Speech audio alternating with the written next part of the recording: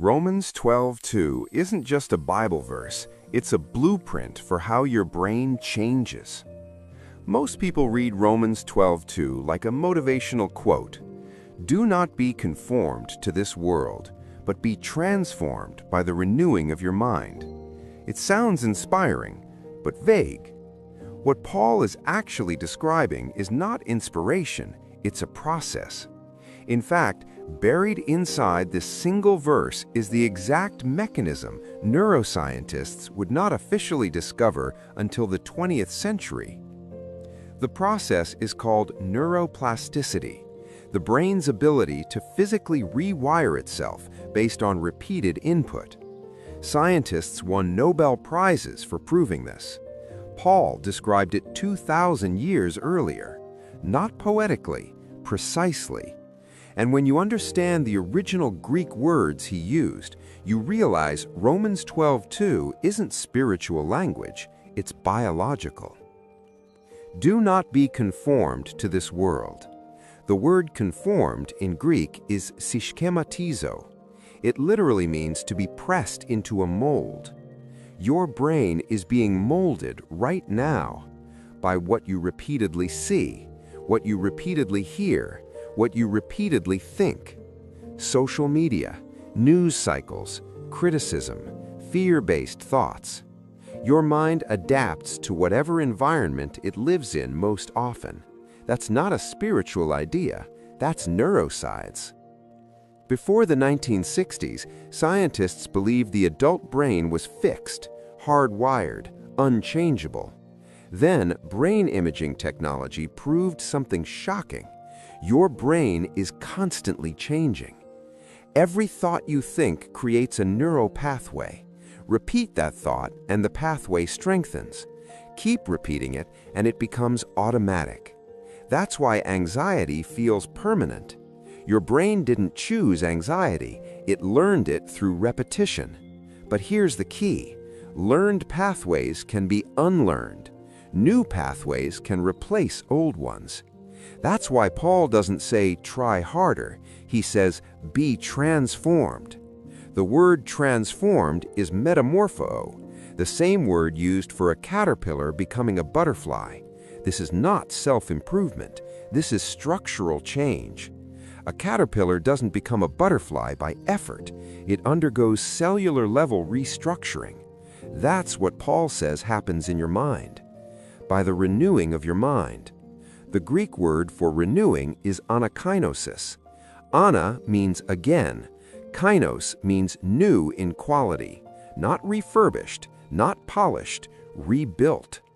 Paul is describing the weakening of old neural pathways and the formation of new ones. That's neuroplasticity. And then he shows you how it happens. Romans 12:3 says, think soberly.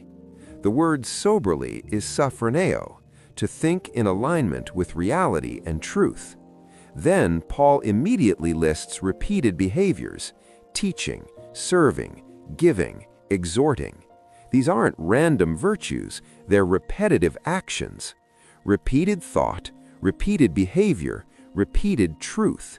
That's how brains change. Philippians 4:8 reinforces this. Whatever is true, noble, just, pure, lovely, think on these things. The word think doesn't mean passive awareness. It means active, repeated focus. That's directed neuroplasticity. Psalm 1 says the blessed person meditates day and night. Joshua 1:8 says the same. Deuteronomy 6 says to speak truth when you sit, walk, lie down, and rise up. Why? Because repetition creates structure. Modern neuroscience confirms it takes roughly 66 days of consistent repetition for a new neural pathway to become dominant. Scripture didn't guess that, it assumed it. This is why speaking Scripture out loud is so powerful. When you speak truth, your brain receives auditory input, motor input, and cognitive input at the same time. Triple encoding. Romans 10:17 says, faith comes by hearing, not silent reading. When you hear your own voice speak truth repeatedly, your brain codes it as identity, not information. Now catch this. Romans 12:1 says, "Present your bodies a living sacrifice." Your bodies, not just your spirit, your brain, your nervous system, your biology. Paul is saying transformation isn't just spiritual, it's neurological. 2 Corinthians 10:5 explains the mechanics, casting down arguments and every high thing that exalts itself against the knowledge of God. Those high things are strongholds, fortified thought patterns built over time. How do you tear them down? By capturing thoughts, redirecting them, replacing them repeatedly. That's self-directed neuroplasticity. So here's what this looks like practically. Pick one area where your mind feels stuck: fear, insecurity, control, anxiety. Pick one verse that confronts that lie. Speak it out loud every morning and every night, not because it feels spiritual, but because you're building a neural pathway.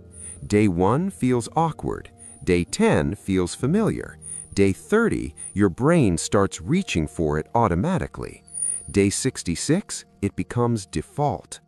That's transformation, not by trying harder, by rewiring smarter. Romans 12:2 isn't poetic encouragement, it's a blueprint. Your mind can be rebuilt, starting today. Pick your verse, repeat it daily, give your brain time to do what God designed it to do. Paul didn't need brain scans to know this worked. Science is just catching up. Romans 12:2 is neuroplasticity. You didn't just read a verse, you just got the manual.